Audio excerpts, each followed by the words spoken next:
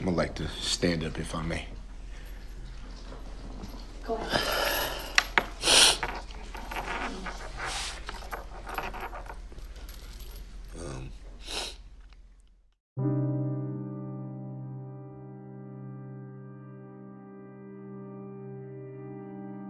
You telling me to be advising quiet? you to be respectful when the Are jury you comes telling out. me to be quiet, or are you asking me?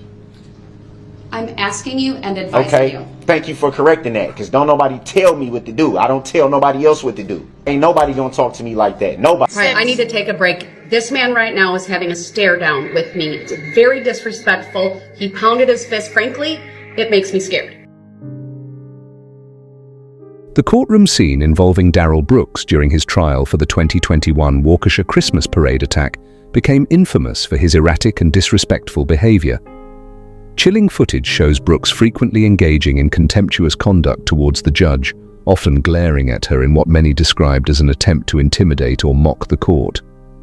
His behavior was not only a spectacle but also highlighted the gravity of the proceedings as he stood trial for one of the most horrifying incidents in recent Wisconsin history.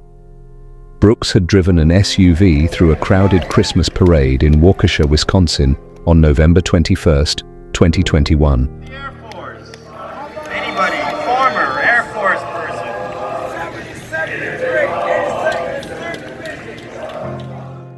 His vehicle struck and killed 6 people, including children, and injured 62 others. The attack shocked the community and the nation as videos of the parade quickly spread online, showing the devastation left in the wake of the SUV. The motivation for Brooks' actions remains unclear, with some suggesting he was fleeing a domestic disturbance, while others pointed to a troubled personal history marked by mental health struggles and criminal behavior.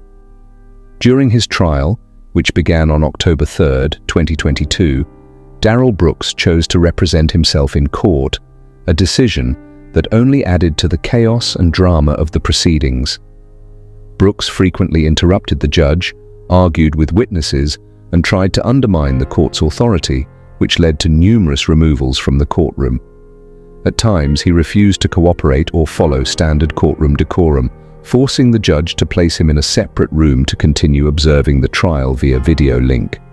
His decision to act as his own attorney led to long, drawn-out exchanges where he cross-examined witnesses, including those he had injured in the parade, leading to emotional moments in the trial. One of the most unsettling aspects of Brooks' behavior was his defiance toward the judge, Circuit Judge Jennifer Dorrow, who presided over the trial.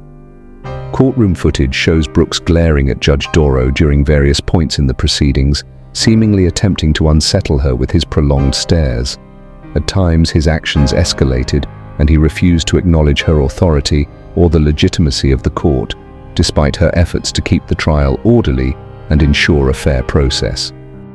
What you're doing is not fair. I can't even rebut what you're saying. I didn't interrupt you. I let you make your incorrect record. Mr. Brooks, I'm bringing the jury out and we're continuing. We're going to get through these witnesses. And I'm not stopping you from doing that. Through your behavior, you're not going to delay these proceedings today. I'm not trying to delay the continue. proceedings, so I wish you would stop being incorrect on the record and saying what I'm trying to do if you don't know that. You don't know what I'm trying to do. I'm bringing the jury out. I'm not going to argue with you. Then don't. Because I'm not arguing with you either. I'm stating facts. You're raising your voice. It's because very I'm tired of you always making a record. At me. You're making a record of me trying to look bad. I know what you're trying to do. It's not going to work. The trial culminated on October 26, 2022, when the jury returned a guilty verdict on all 76 charges against Brooks, including 6 counts of first-degree intentional homicide. Each of these charges carried a mandatory life sentence without the possibility of parole. The other charges related to reckless endangerment and injuries inflicted on parade-goers. The unanimous decision brought some relief to the victims' families, many of whom had been present in the courtroom throughout the trial. The sentencing phase of the trial took place on November 15 and 16, 2022.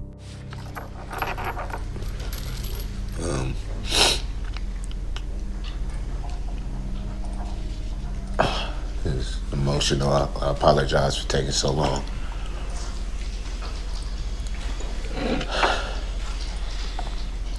I'm going to start first.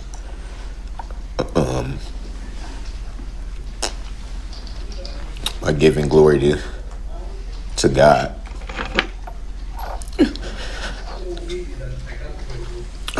I believe in Jesus Christ wholeheartedly.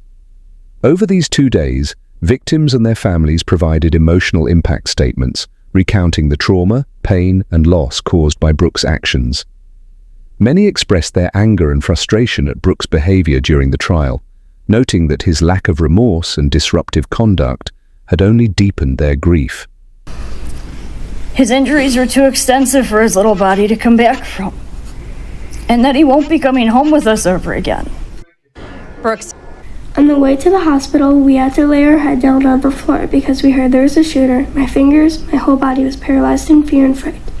When we made it to the hospital, I was terrified because I thought I broke my fingers.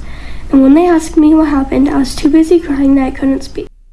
In response, Judge Darrell delivered a powerful and emotional sentencing, ensuring that Brooks would never again walk free. She sentenced him to 6 consecutive life terms in prison without the possibility of parole, 1 for each life lost during the attack. Additionally, she imposed another 762.5 years to be served consecutively for the other charges, which included reckless endangerment and causing great bodily harm to dozens of parade participants and spectators. To God.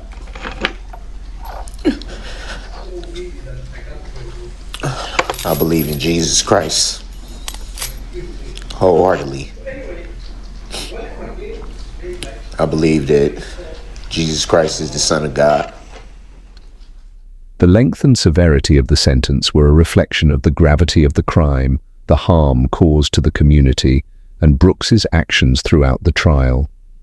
The aftermath of the Waukesha parade tragedy continues to affect the victims and their families. I believe that he was sent here by the Father to die for all of our sins, everybody. Everybody in this courtroom today, everyone walking this planet, mostly for those of us who will believe. I believe that. In the weeks and months following the attack, the community of Waukesha came together to honor the lives lost and support the many people still recovering from their injuries. Memorials were held for the 6 victims, and efforts were made to provide financial and emotional support to those affected. I'm gonna like to stand up if I may. Go ahead.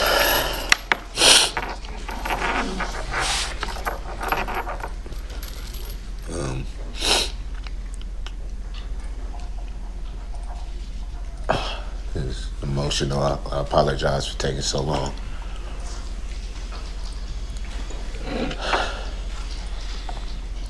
I want to start first